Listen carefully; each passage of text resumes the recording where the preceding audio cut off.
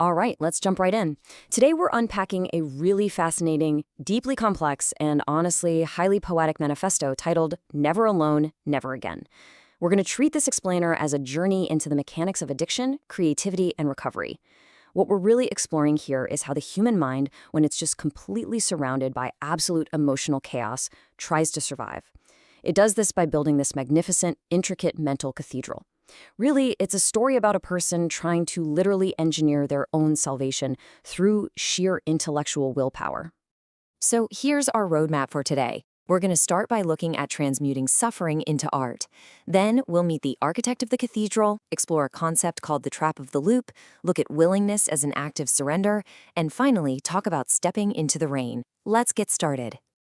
Okay, diving right into our first section, transmuting suffering into art, or what the author calls the noble con trick. Right off the bat, the author establishes the absolute core impulse of this entire framework. It's that deep, almost primal human need to take raw, unmitigated suffering and transform it into something meaningful. The source material brings up this really fascinating idea of a creative badge of honor. It's basically a strategic framework designed to help someone navigate the totally unpredictable, often agonizing chaos of the human heart. It treats art as a noble deception. It's this beautiful idea that our greatest truths are actually hidden inside our biggest illusions. By intentionally crafting these sparkling, intricate fables, the creator is actually just finding a way to survive the crushing weight of their own reality. And that brings us to the bedrock of the author's entire philosophy. They call it Ars Animadversion. Now, this isn't just about writing pretty poems. It's treated as a vital strategic imperative. So what's the goal here? It's to deliberately rewire the subconscious mind. By using highly intentional, almost magical language, the artist is trying to force a spiritual awakening and, to use their exact phrase, unmaddening the mind from all its chaotic, painful programming. So how does this rewiring actually happen? Well, it follows a very specific, almost mythic cycle that the author calls the Phoenix Protocol. First up, you have the ritual of death. This means fully acknowledging your past sorrows and allowing the old version of yourself to be destroyed. Second is the resurrection, where the artist heals their broken life through this burst of intense creative output. And finally, the ascent to renown, which enshrines that newly surviving spirit into what the author calls an eternal record. It's essentially a complete transmutative rebirth of the self. Moving along, let's look at how all of this builds into the author's role.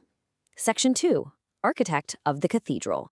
You see, the author doesn't just want to be an artist. They're taking on the role of the architect in time. They're trying to build a rigid, totally unshakable sanctuary out of all that emotional turbulence we talked about. So how does this architect anchor themselves? They use a concept called the Ouroboros manifold. I know, it sounds straight out of a sci-fi movie, but it's actually a way to bridge quantum psychology with personal identity. The author doesn't see themselves as just some random person floating through space. No, they view themselves as the universe experiencing itself through one single localized point of awareness. It's a way of placing themselves right at the dead center of the void, so they don't get swept away by the storm inside their own head.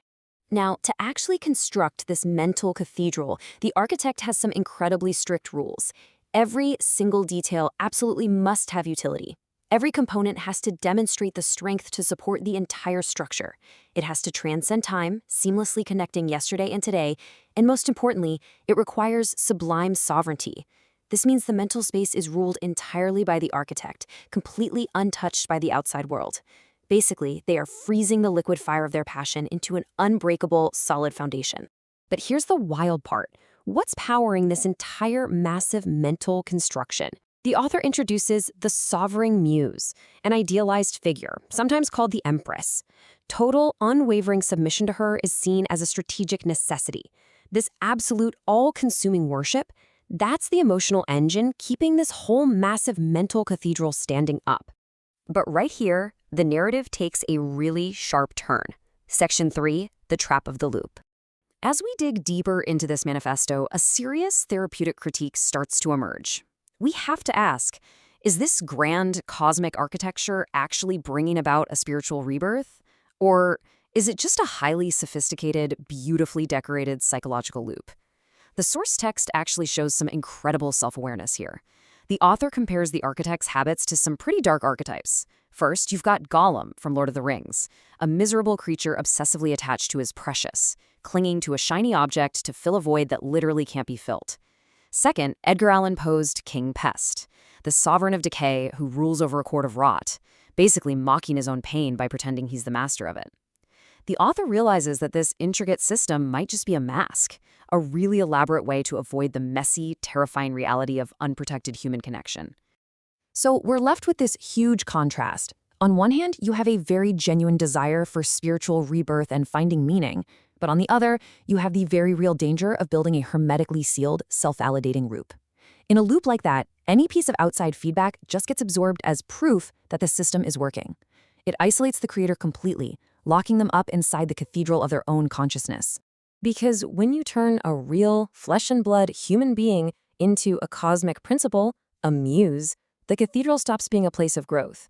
As the source points out, it just becomes a self-validating system. It's essentially a vigilance machine. And think about it, it takes constant, absolutely exhausting maintenance just to keep the anxiety and the grief locked outside the gates. Which brings us to a really breathtaking question, both for the author and for us. What happens if this center doesn't hold?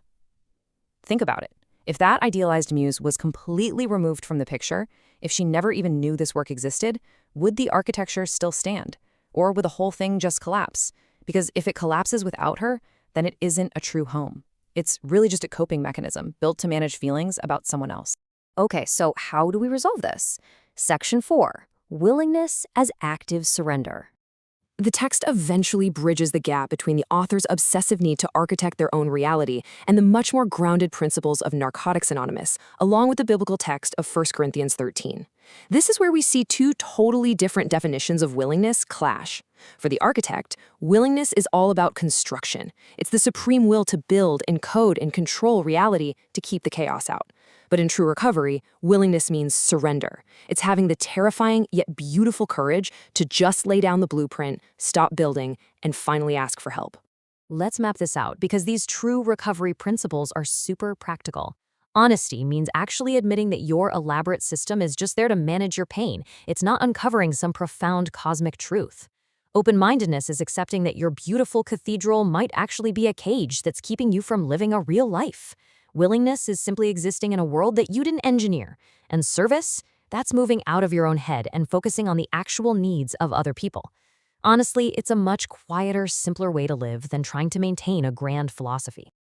And to drive this home, the author brings in 1 Corinthians 13 to prove a really vital point. Real love doesn't require an eternal record. It certainly doesn't require turning someone into a sovereign empress just so you can avoid the hard, messy work of loving them as a regular human being. Love is patient, it's kind. More than anything, it's just about simple, ordinary presence. Which brings us to our final act, Section 5, Stepping into the Rain. Because true recovery, true peace, isn't about maintaining some flawless, hermetically sealed system. It's about having the incredible courage to step outside into the unencoded, messy, unpredictable reality. Finding out who you truly are means walking away from the monumental soliloquy you've spent your whole life building to protect yourself. It takes way more courage to just be a regular, flawed person in the vastness of the universe than it does to hide away inside a mental cathedral where you get to play God. So how do we actually leave the cage? The source outlines the practical steps in what they call the unmaddening paradox. First, you have to stop encoding. Stop analyzing every tiny detail and just observe the silence for a minute. You must humanize the muse. Let that idealized person just be a regular human being, totally off the hook of your grand architecture. You have to embrace the mundane, boring, yet beautiful reality of everyday life. Accept your own limits and let the simple sufficiency of the truth fill that void. Real peace comes from real connection, not from solving some grand cosmic equation. And that leaves us with one final, pretty provocative question for you to chew on. Think about the structures, the habits, the little stories you build up in your own mind. Are your intellectual coping mechanisms actually keeping you safe? Or are they just a beautifully decorated cage, keeping you trapped and away from the messy, imperfect, but wonderfully real connections of actual life? Something to think about as you step out into the rain today. Thanks for joining us for this explainer.